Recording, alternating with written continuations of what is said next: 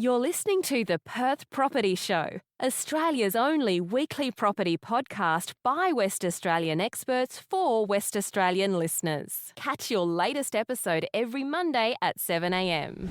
Good morning, everyone. Welcome to the Perth Property Show. My name's Trent Fleskins, your host as always, and welcome to our 5th year of the Perth Property Show. We've got a very special guest today. It is Jeavons, director at Hesperia.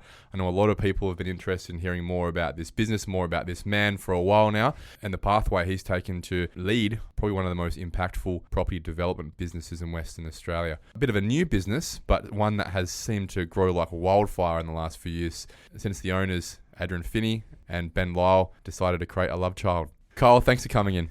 Trent, pleasure to be here. What a name, Hesperia. It's obviously not where you started. You've been on a path with Adrian for a while now. I'd love to talk about that career of yours from straight out of university to how someone gets to director of a business like that these days. Yeah, sure. I'll just quickly touch on Hesperia. So it was really the joining of Link Property, which was Ben Lyle's business, which would really focus on industrial property, complex land planning challenges. Ben already had a really strong team on his side, and we started co-investing in projects. And obviously I was with Adrian and had been for many, many years. And we had probably always focused on more town centre-y, precinct-based sort of projects. A lot of heritage work, residential, hotel and hospitality. Lots of apartments, right? And apartments, yeah, exactly. So I think from a cultural perspective, we aligned very much. We like solving pretty complex problems across the journey. We all got along really well, and that really put the two businesses together, which probably 3 or 4 years ago now. You don't see a lot of leading businesses in Perth who are in some ways might see themselves as competitors in the industry, competitors for opportunities in the industry, deciding to come together and join forces. It's very rare. I mean, the beauty is that we weren't really competing on anything. As I said, Link was purely on the industrial side, and there was a level of co-investment and a lot of assistance on both sides of the business. We, at a similar point in time, had acquired, this is with a Finney hat on, the Murdoch Health and Knowledge Precinct land, and Ben at the time had said, well, I'd love to invest in medical as a future industry as well. So that really just pulled us together. As I said, both teams are always very strong in their own right, but putting them together really allowed us to get moving far quicker in the last 3 or 4 years and see some of the opportunities that were there. I'd love to talk more about Hesperia, but I really want to talk about you. Well, I grew up in a property family, so Dad was a real estate agent when he was much younger. So I had, I think, 3 or 4 of the professional groups. And then he pretty quickly, I think I'm pretty sure it was late 20s, started to move into townhouse land development and basically did that for the following several decades. So it was probably at the age of 18, I was working with him for about 6 months while I was at university studying commerce. Your dad was a developer? Property. He was, yeah. So I didn't really have a choice. And he pretty quickly said, look, you need to go somewhere else. And at the time there was a advert, I think it was for a cadet at Mirvac, and I was still studying full time and playing footy and all of those other things, and started working at Mirvac pretty soon after. So I was pretty fortunate that I went to, well, it was actually Mirvac Finney at the time, obviously. Mirvac had just bought out Finney Group, and Adrian was still there. So it was a really dynamic place and had to grow up pretty quickly. I was the youngest by probably 5 or 6 years at the time. What was your job? I basically was an assistant on all of the land subdivisions. So Mindari, Keys, Mandurah, we had 3 or 4 estates down there. Did a little bit of new business, worked on Bunker Bay for a little while as well. And I think, it was a pretty big team at the time. It was a good 150 people. So we, again, worked across pretty much all asset classes. And I was fortunate enough just to get a very high level of exposure for quite a few years. And I think probably where I ended up being a bit more fortunate again, finished university. I think I was 22 or so, and a chap who I worked with at the time, Matt Rayson, he decided to go and do his own thing. And I was doing new business at the time. And that's when the State Buildings project came up for tender. So this is the Como? Como, the Treasury and the State Buildings, all the hospitality there. To be honest, it was probably through just naivety and youth that I knocked on Adrian's door, I think it was at the time, and said, I want to do this. And I didn't know what was to come, to be honest. It just was an amazing project, and you could see some of the challenges that those buildings had in the city, and that's pretty much when I sort of started working for Adrian, I guess, one-on-one. Was that an audacious conversation? I'm sure there would have been people above you expecting to get that gig, and you've just rocked up and said, I'd like that, thanks. Yeah, I mean, I was fortunate that, as I said, Matt had gone, and so I was really the only person in new business at the time. And whilst I looked older, I think, than I probably was at the time. I was my nickname is Caveman and Chewbacca and the rest. So I think at the age of 22 or 23, I'd been working for 5 years, and to be honest, I think people just thought I was a bit older than I was. Adrian probably thought you were a bit older. I think he did. Exactly right. So I think, as I said, it was sort of naivety to just, it wasn't through, experience or capability, but I just said, yep, I'm keen to get cracking. I remember having the first meeting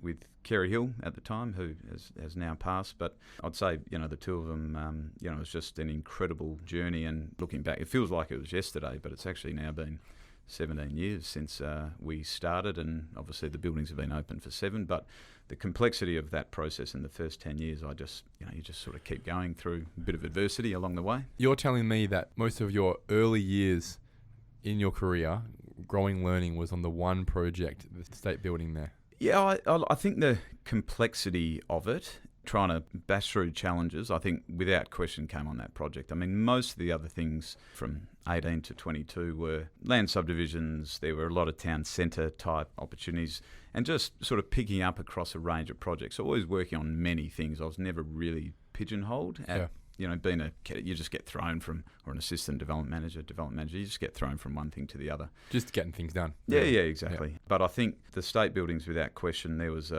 we won the projects, first of all. I think there was about 13 submissions from around the world, all the typical larger hotel operators.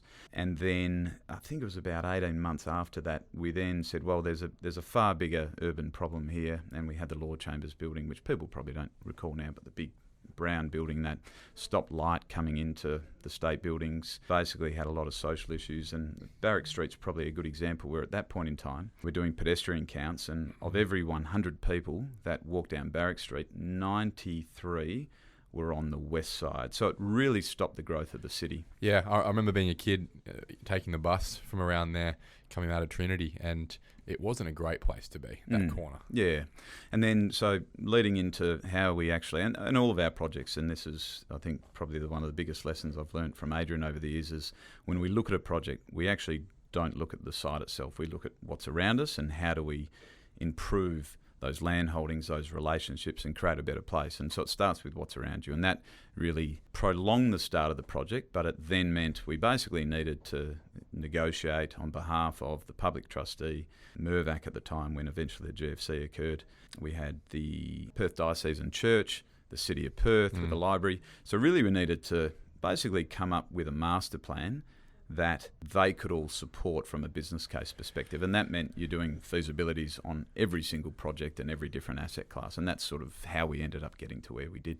You're in your early 20s. I imagine attention span is not as long as it is now.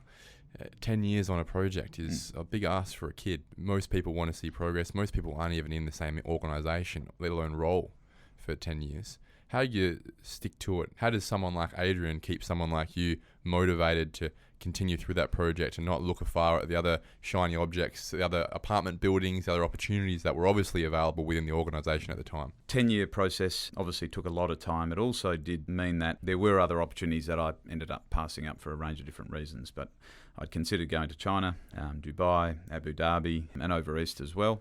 I can't recall exactly when it was, but basically we had eventually solved the problems with the adjoining owners to get into a point where we said we're moving forward with this. And Adrian said, well, you need to stay to the end. And I said, I'll stay to the end. And that was basically the commitment to say I'm going to finish this project. So, I don't know if he'd remember that, to be perfectly honest, but it was one of those things where I'd made a commitment and there was no better project in my view to work on in Perth, so therefore I needed to finish it, and that's what happened. I didn't think it was going to take 10 years, mind you. Well, clearly that loyalty is paid off, right? You're now at a position where you're leading the business, sitting underneath, I guess, the owner, amongst a couple of other directors, and you're, I would assume, in charge of a lot of the direction of the business these days with some really exciting projects that Hesperia has got on it. It seems like every second cool project that pops up on business news is Hesperia's got their hands on it somehow, and I have to question my own mind. So how they got the in on so many of these great locations and great ideas? Why didn't I think of that, or why didn't someone else think of that? So there's clearly a large brains trust there at Hesperia.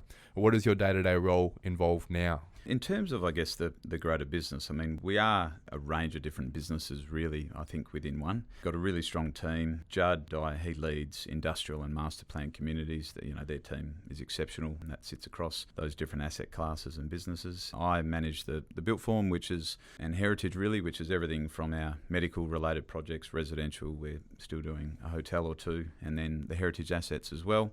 And then another chap, Rowan Clark, again, he's special projects, so, the likes of the film studio, social and affordable housing. So I guess we don't try and compete too much in the open market on things. It's not really our go. So really it's trying to solve what we think are complex problems across a range of different asset classes. And we learn a lot from each other, but at the same time, everyone's got their own pocket. And then the team that leads the projects, again, I think are second to none. I mean, we've got incredible people at a development director level and going all the way through to our analysts and accounting teams and marketing teams. So I think on face value, when you look into the business, there's a lot going on, but then we also have, very strong teams in each of these different disciplines that are highly focused on what they're trying to achieve.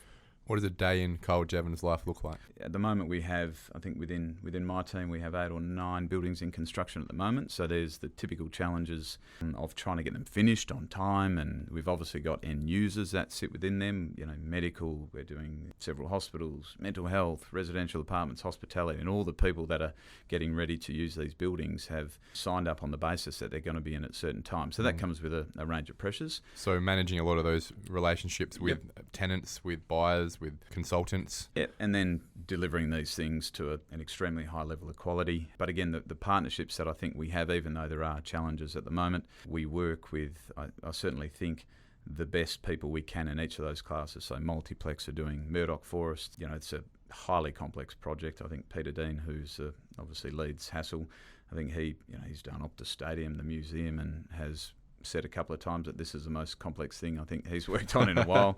But when you integrate the buildings together, it is a hard project, but it comes with great results when it's finished. And then Victoria House Pact are delivering for us. Again, a lot of challenges on the residential front, but they're due to finish in the next few months. And then a few other really interesting things. We're providing our services pro bono to the Perth Children's Hospice in Swanbourne. So doing something that is going to just have such a remarkable impact on the community there as well. Well, will it get up? We've obviously seen the furor with which I think is an absolute joke that's gone through the city over a few months ago. Where's it at now? Yeah, so we presented to the DRP for the second time several weeks ago. So we are hoping and expecting an approval very early next year.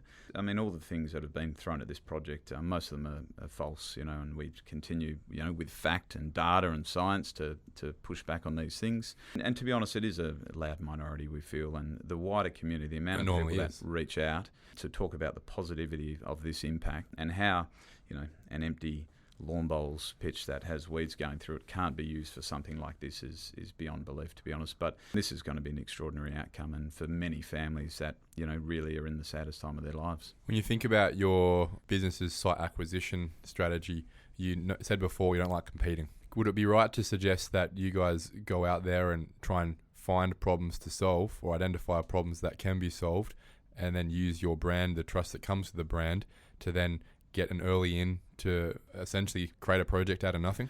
Yeah, I think so. I mean, and I probably should say what we don't always compete in is, open market things where it's just about the bottom line. And for us, it's important to, be doing projects that solve complex issues for Perth. We are a West Australian business. We don't do work anywhere else. Most people in the business are born and bred here, so there is a very deep passion for creating better places, and that comes with the relationships obviously we have across a range of different disciplines, and making sure that we deliver on everything we commit to it. At this point in time, we haven't had a project that we haven't delivered. We're trying to make sure that whatever we're focused on and commit to, we make sure it happens, and that's a really important part of giving certainty to people we're trying to work with in the long term as well. The Midland Brick site. Yeah. That's an interesting one. Oh, look, that's one that Judd led. And again, I'm loosely sort of understand the bigger picture of it. But that's probably a good example, again, and I won't speak on Judd or Ben's behalf, but an operating brick business, we don't run brick businesses, but there was a clear opportunity to try and create some efficiencies within the business itself, but then obviously deliver a long-term... Use the land and create an amazing community outcome as well. So that project is being sold now. Obviously, BGC run the brick business. I think as far as I recall, almost all the jobs that people wanted to keep within that existing business were all maintained. Yeah, a really good example of actually going into a bit more detail. It's not really just a property play. It was, operation and property. And that probably goes to some of our longer term town centre type projects where we can operate retail and hospitality and curate these things to ensure that these places actually get activated really quickly, and you don't necessarily have to do that in the long term, but allows us to get this fine grain sort of touch into these town centres as well that we'll see in other projects. You've built a bit of a reputation for heritage buildings and reinvigorating these. I have to ask, why the hell would you want to do that? It seems very complex. Seems like there'd be a lot of people who care about this in the NIMBY sort of space. And the one outcome I've identified through speaking to other people, for example, like Adam Zorzi, who also enjoys that space, is when you solve a problem of maintaining heritage, it gives you a lot of leeway to do a lot of other things you normally wouldn't be able to do within the planning framework. Is that the benefit, or is it come down to your personal creative preferences as well? The benefit and the bonuses, whether it be plot ratio and the like, I think they're there because they're needed, not because you get that much of a benefit to therefore make it necessarily worthwhile. A big part of how we try and learn, and we talk about this with the team all the time, is if we're trying to create places, what is it that creates good places? And we all have the ability to understand that when you go to a great city, whether it's Europe or Melbourne or Sydney, and if you're on a street and it feels good, you then have to say, why does this feel good? Is it the streetscape? Is it the architecture? Is it the old buildings? And so a lot of how we think about these things is environmental psychology. Yeah, it's how we feel. It's how you feel. It could be the same square meterage, the same amenity in its physical form, but there's something about how do you feel? The nostalgia, the history. So old buildings, and that's not necessarily just old buildings, but talk about things that are, whether it be mid-century or brutalist architecture, whatever it may be, they make you feel something. And they have a story that is very genuine and authentic. So when you can reinterpret that in a modern way, it creates a place that people want to go. And that means people are buying coffees or having a drink or wanting to live in an old building. So it's about creating places, and these old buildings, one, they're complex, but they actually give you the opportunity to deliver something really special. Is that where Victoria House, you thought you'd have a crack at that? Yeah. So, that was a great example of something that was so problematic. It had what was called a scissor cross plan. So it was an old hospital, obviously. So the way, looked at that at the time, we knew not many people were going to be trying to buy it because, again, very complex to say, well, can you put residential into a hospital and all these sort of other challenges? I think for a lot of people, if I can interject for a second, they don't know how to quantify the risk.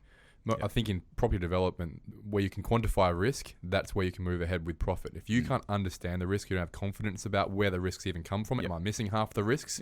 Then most people will just go, it's not worth it. Even if you actually did the due diligence properly, go, geez, there's a lot in this. Yeah.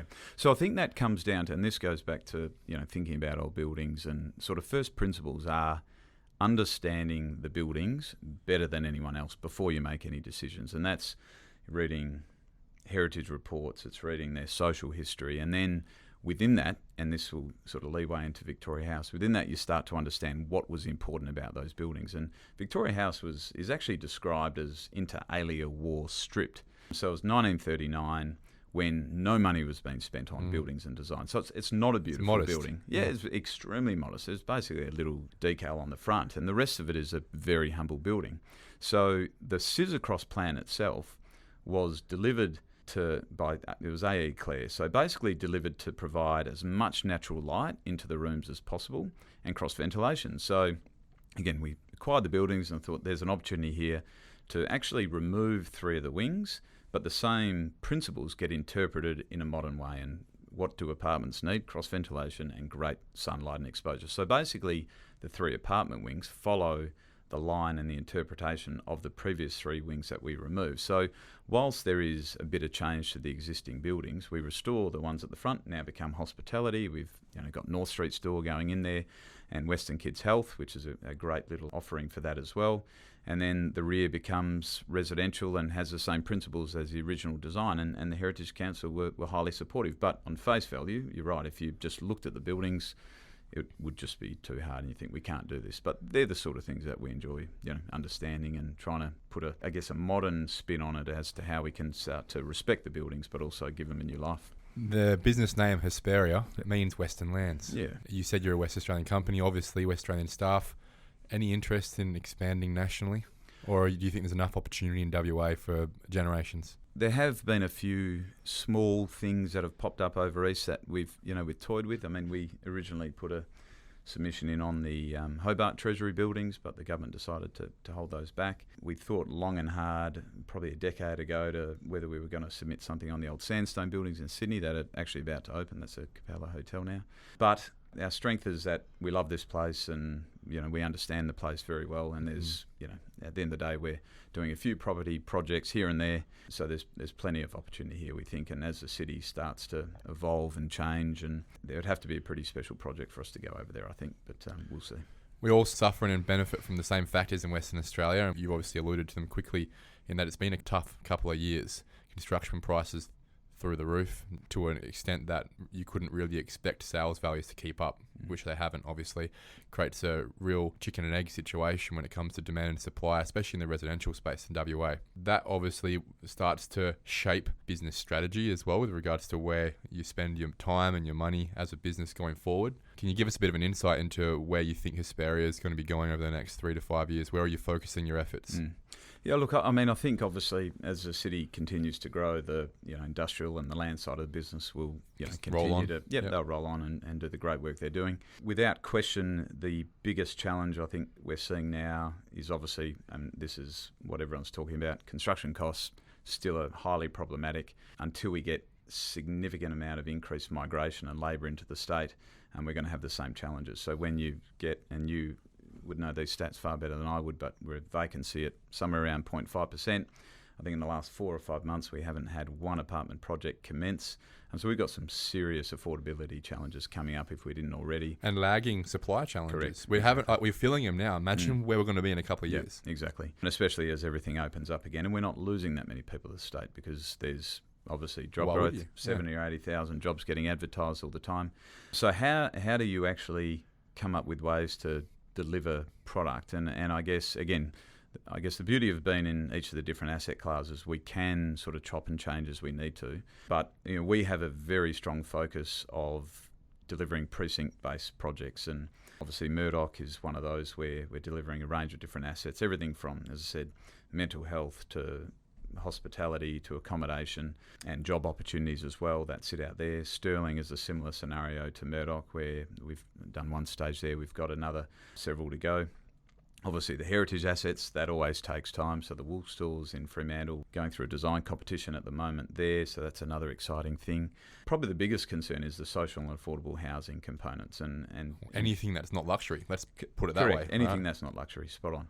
So again, I guess in our business it's one of those things where you could potentially consider that there's brand challenges with delivering high-end residential product or hotel accommodation and then deliver social and affordable housing. But I guess going back to my point before is, we've got an obligation to try and assist in fixing and helping this problem.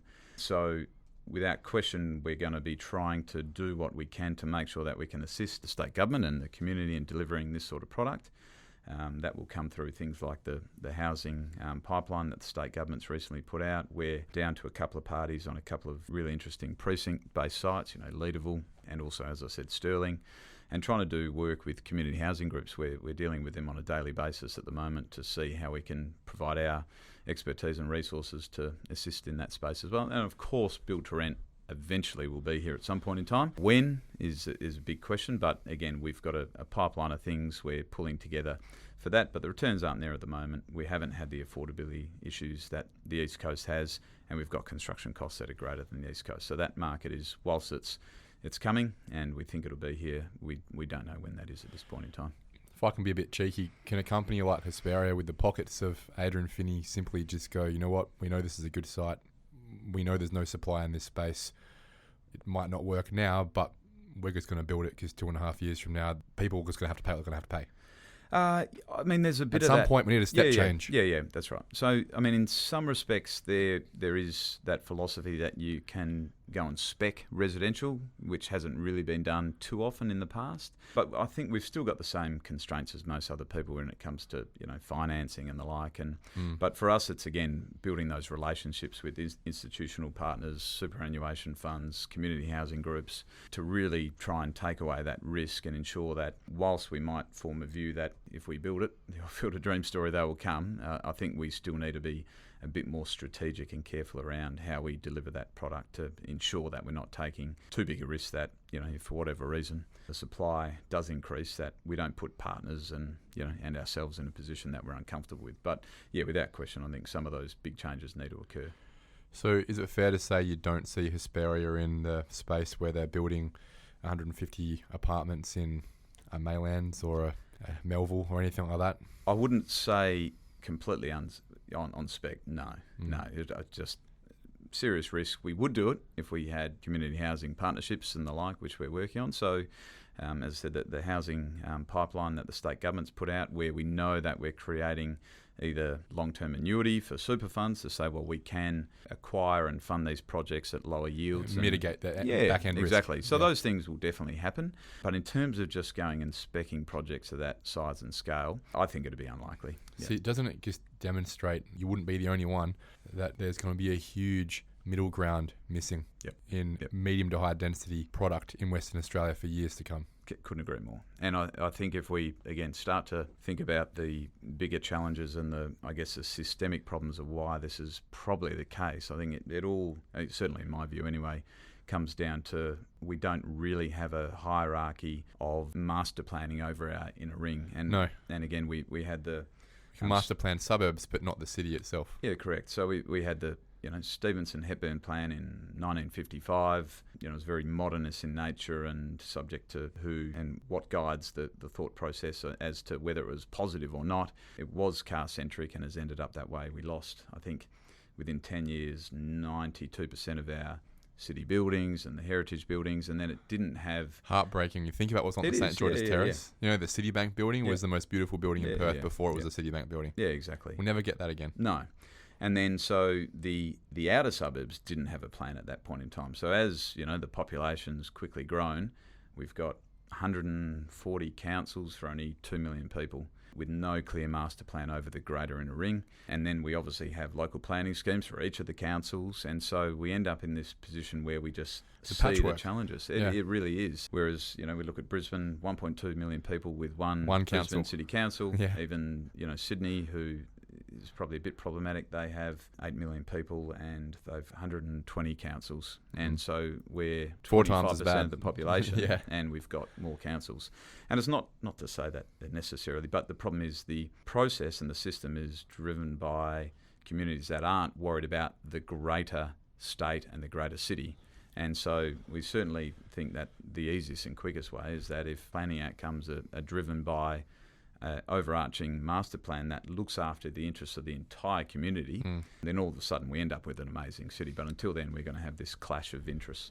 My argument is an economic one, and it obviously based in planning. And I know Hesperia sits on both sides of the fence, and why wouldn't you? But I strongly feel that if there wasn't an ability and an incentive financially as well through first-time owner grants as well, but even just the ability to allow developers to continue the urban sprawl, which is a far less complex system and therefore less risky system of property development, then there would only be one way for all of the brains in property development to spend their time. It would be on infill. It would be on apartment buildings. There wouldn't be an option for consumers, being home buyers, to go and buy that 400 square metre or 300 square metre block somewhere out 50 k's from the city. It just wouldn't be an option. Therefore, they wouldn't prefer it, because there would not be that opportunity there for them, and the marketing wouldn't be spent to get people out there as well. We wouldn't waste all that money on the services. If the planning system didn't allow for it, there would only be one option, and that would be infill in the middle ring.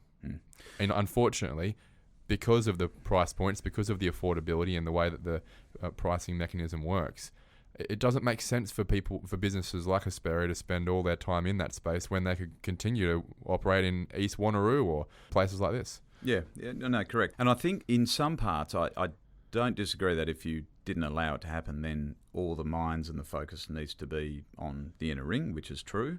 But I think if the planning system supported consistency about what the inner ring looked like, then you could actually have both, because you're getting really consistent product, you're getting great places where people are delivering amazing outcomes, and people start to compete in that space as So well. what you're talking about is an infill planning framework that's actually as easy to operate as urban expansion. Spot on, yeah. And I think I remember one day. Is that possible?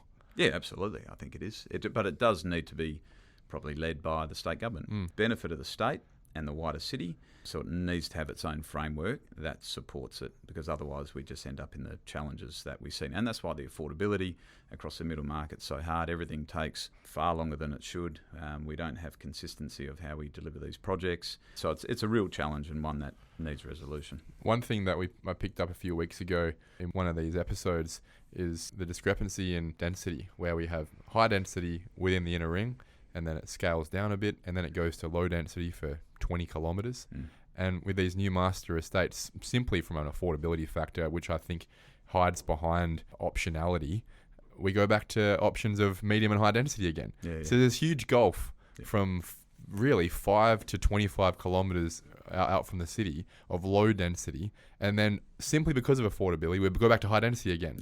And all that does is create slums. Yeah, I mean, it's problematic. And again, it's not a clear rollout of how to deliver great town centres. It's quite reactionary. We've got different planning schemes. The parking's a classic example where we are still a car-centric city, which everyone understands. But in one planning scheme, you can go and deliver 1.7 car bays per apartment.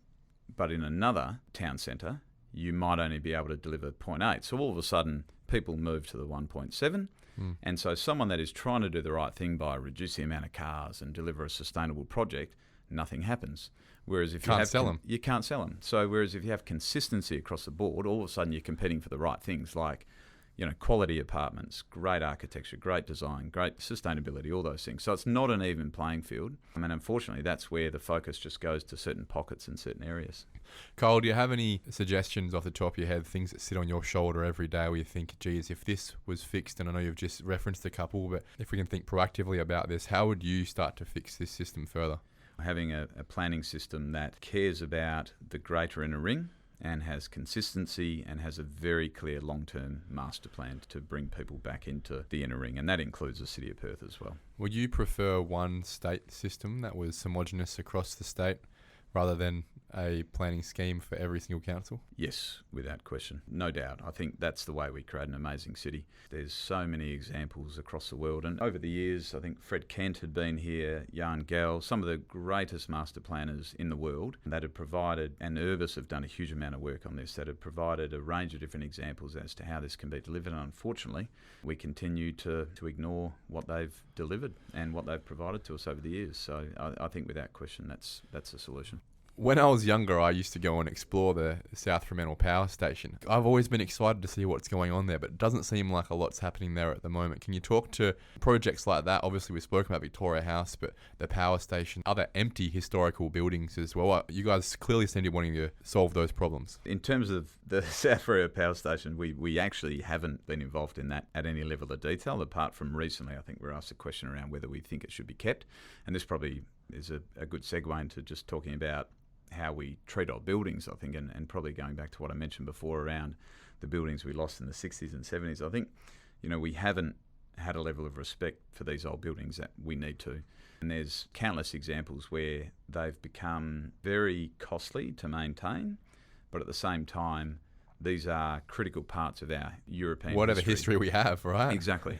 So I do feel like, if we look at both power stations, state buildings have been empty for 20 years. Victoria House had been 2 or 3. Sunset in Dalkeith is not in great condition. Please do something about this building. Yeah, and there's a range of others. So my gut would say that if, as a collective, the state said, actually, for 10, 15, 20 years, we haven't quite respected these buildings. And it's not a political thing at all, that they haven't been respected. So if all of a sudden a level of capital was put aside, and it's happening slowly, but to ensure that these buildings are protected and respected, if it happened 20 years ago, all of a sudden the East Perth Power Station would be resolved, the South Fremantle Power Station wouldn't have the challenges it has now.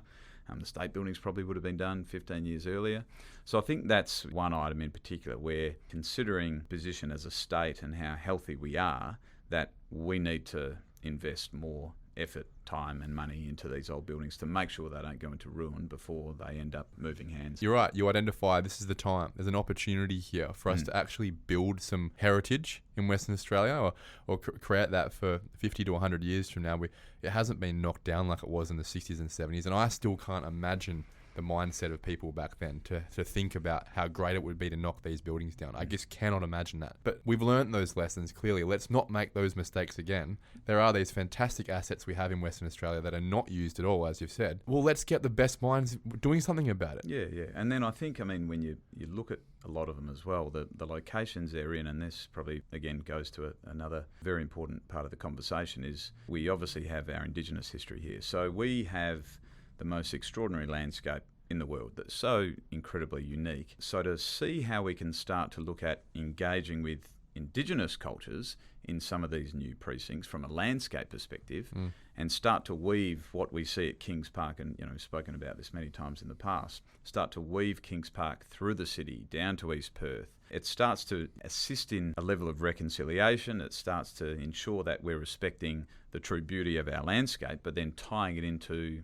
our more modern history in terms of architecture and design. And I think if we can manage those sort of things and do it in a very process-driven way where we start to combine these things, we've again got the ability to create one of the most unique cities in the world. But until then, and as we see Langley Park as grass and a footpath and the like that is not used, we're not using our assets in a way that either brings people back into the city, but secondly, also doesn't create this alignment of pre-European history and obviously European history. Could we talk about the market for a minute? Sure. Where do you think it's going to be in the next year? I ask everyone this. People ask me this every day. What do you think? Obviously, we're seeing this sudden jump in interest rates, which is causing a few challenges. If this hadn't happened and we hadn't seen the pressure that's happening in Europe and the war, United States, the inflationary pressure, I would say without question Perth was going to have a dramatic price increase across commercial space. I think today something popped up that our office buildings are now at 80% occupied. Residential vacancies are where they are. There's no supply. Every fundamental says massive boom, doesn't it? Yeah, it does. Yep. And I think even with the pressure we're seeing externally, unless there's a serious collapse in global markets, or whatever it might be. Like a Keating style. Yeah, I struggle recession. to see how we're not going to have a huge amount of residential growth in particular. As I said, there's 70,000 jobs still available. Wages are equal to what they are on the East Coast, but we don't have the affordability challenges. So it's really challenging to see how we're not going to see price growth, I think. And for me, another leader in the industry seeing the same situation, we're probably always going to have a little bit of rose glasses because you have to be an optimist to be in property development in the first place. But I also cannot fathom how, unless we see some real global pressure that we've not seen in a generation or two hitting Western Australia, and West Australia specifically, this is not an Australian issue that we get affected by. It's a West Australian market we sit in. Unless we see those situations, those fundamentals hitting our current situation, the numbers have to be lying for us to not be growing. Yeah, completely. And you just look out the window and the place that we're living in, and it's an extraordinary place, and especially with what we've seen in the last 2.5 to 3 years, as we said, an enviable lifestyle, all of these sort of things. But probably just goes back to where the real opportunity to continue to grow is making this inner city and the inner city ring achieve all of these other education, culture and the arts, and creating a place that is vibrant all the time. But again, we're seeing it now. It feels like well and truly opened up to the world again in the last month or two, and moving now into festival season, wearing my Art Rage Fringe World hat now. So keen for Fringe. Yeah, and my favourite party. And it is. I couldn't think of, if you dropped into the middle of Perth in late January or early February, I couldn't think of any better place just to be, having a beer and watching a show anywhere in the world. It's amazing. Last thing I wanted to talk about was culture within Hesperia. Mm-hmm. What makes your business such an attractive place to be? If you look at LinkedIn on a weekly basis over the last 3 or 4 years, there isn't a business that has hired and expanded so much in this space as much as Hesperia. It's like you've got a new analyst or a new development manager starting every fortnight. How are you attracting such good staff in an environment that cannot find staff? Probably like I was saying before, there are very clear teams, so it appears that there's a lot of movement, but there's also a lot of long-term staff that have been with us forever, and they're really the ones from day to day that are creating the culture within the team, learning, education. The beauty of being in each of these asset classes, as we said, is that people have the opportunity to move from teams to teams where they think, oh, actually, I wouldn't mind doing a bit more built form, or I wouldn't mind doing industrial. So there's a lot of flexibility from that perspective, and I think, you know, that without doubt, this is a place where we're here to solve problems. So if something goes wrong, which it does, we don't want to dwell on it. We just want to say, all right, how do we fix it? And so that is probably I think the key point and the key message is that we're always going to hit problems. It's a really complex industry, but it all comes down to attitude and work ethic and motivation to deliver projects and create a better place. That's what it's about, just creating a better environment for our state. I think it helps when you've got a business that is continually moving forward, continually looking to find new problems to solve, and then succeeding at doing that. Why wouldn't you want to be a part of that? Yeah, and that's certainly probably what I touched on before, that if you continue to try and find better projects and do things that are at a level that are equal to anything at a world scale, then the motivation's there. It's a really inspiring place to work, and we've got a great team. Bonus question. If you could tell anyone right now listening about a project that you love, that you reckon people should come and check out or see what we've done, something you're really proud of, something that excites you that you'll be telling your kids and grandkids about, what would it be?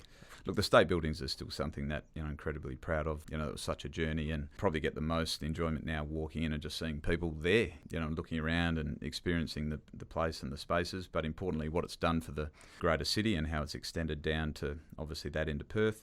Victoria House is going to be really exceptional, really hard project, and I think the people that are going to move into that and experience that, there's very few opportunities where you get to have a new apartment but still be part of a heritage project. So that's obviously a really interesting one for us. And the wool stores, I think, is, I wouldn't say it's as complex as the state buildings, but to try and deliver it with some of the challenges with those buildings. I mean, we've got a sensational team on that. That is taking a lot of brain power. And then we've got things like Gloucester Park, where we're working with the membership base there, and again, a very nuanced structure down there where we're trying to maintain and will maintain racing infrastructure for them, but at the same time create some opportunities within a greater East Perth town centre down there as well. So put it this way, we wouldn't commit to a project if we didn't want to do it. And then I think, again, just wearing the community hat, the Perth Children's Hospice will be such an important facility. So yeah, look, they're all interesting in their own way. And then there's a couple of others, obviously new business that, fingers crossed, next time we chat, they might be on the horizon as well. But there's never a dull day. There's always a problem, but whenever there's a problem, there's always something we can fix. Well, that's your job these days, I would have thought, just like mine. It's mainly just putting out fires every day. No doubt. Kyle Jeavons, Director at Hesperia. Really, it's a massive privilege to have a chat with you, and as you foreshadowed, would love to chat to you again about where you guys are going in the new year. Thanks, Trent, and love the work you're doing here as well. It's fantastic to give this exposure to the greater Perth market. Really appreciate it. Thank you for listening to another episode of the Perth Property Show. If you've only just joined the conversation, you can catch up by heading over to our website, perthpropertyshow.com.au, subscribing to the podcast, or joining our Facebook page. Don't forget to tune in next Monday at 7 a.m. for more expert insights, local analysis, and suburb spotlights. Happy hunting!